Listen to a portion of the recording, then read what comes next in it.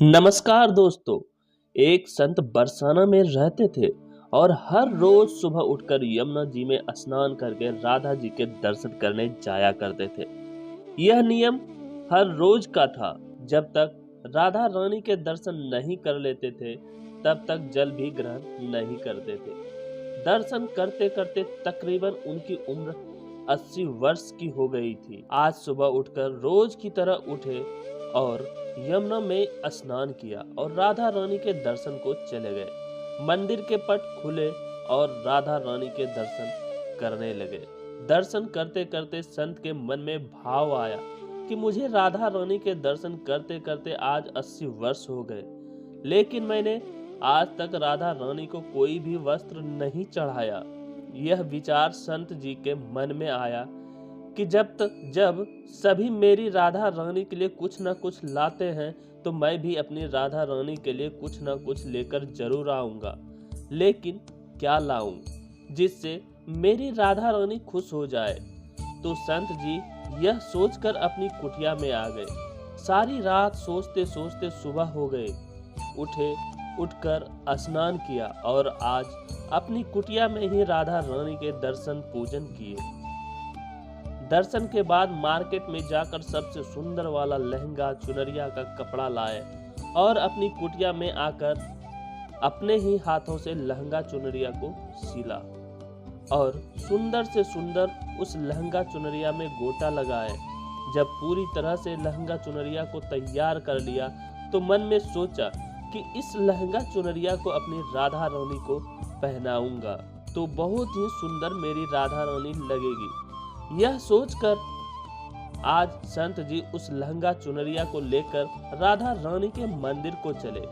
मंदिर की सीढ़ियां चढ़ने लगे और अपने मन में सोच रहे हैं, आज मेरे हाथों के बनाए हुए लहंगा चुनरिया राधा रानी को पहनाऊंगा तो मेरी लाडली खूब सुंदर लगेगी। यह सोचकर जा रहे हैं, इतने में एक बरसाना की लड़की लाली आई और बाबा से कहती है, बाबा आज बहुत ही खुश हो, क्या बात है बाबा बताओ ना। तो बाबा ने कहा कि लाली आज मैं बहुत खुश हूँ।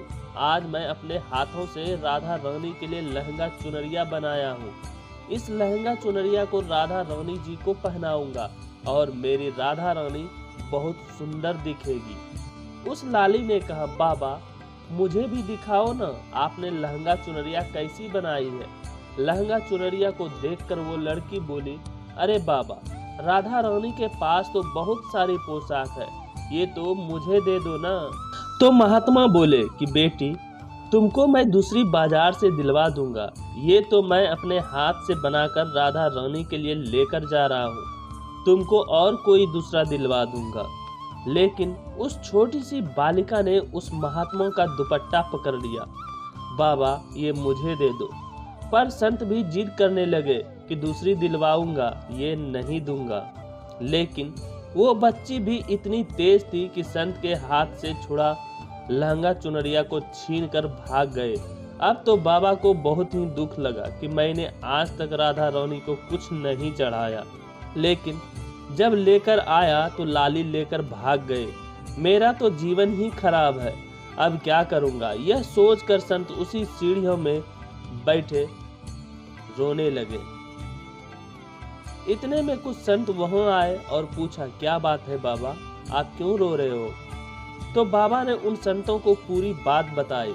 संतों ने बाबा को समझाया और कहा कि आप दुखी मत हो, कल दूसरी लहंगा चुनरिया बना के राधा रानी को पहना देना, चलो राधा रानी के दर्शन कर लेते हैं। इस प्रकार संतों ने बाबा को समझाया और राधा रानी के दर्शन को लेकर चले गए। रोना तो बंद हुआ लेकिन मन खराब था, क्योंकि कामना पूरी नहीं हुई ना। तो अनमने मन से राधा रानी का दर्शन करके संत जा रहे थे और मन में यही सोच रहे हैं कि मुझे लगता है कि किशोरी जी की इच्छा नहीं थी, शायद राधा रानी मेरे हाथों से बनी पोशाक पहनना ही नहीं चाहती थी। ऐसा सोचकर बड़े दुखी होकर जा रहे हैं। मंदिर आकर राधा रानी के पट खुलने का इंतजार करने लगे।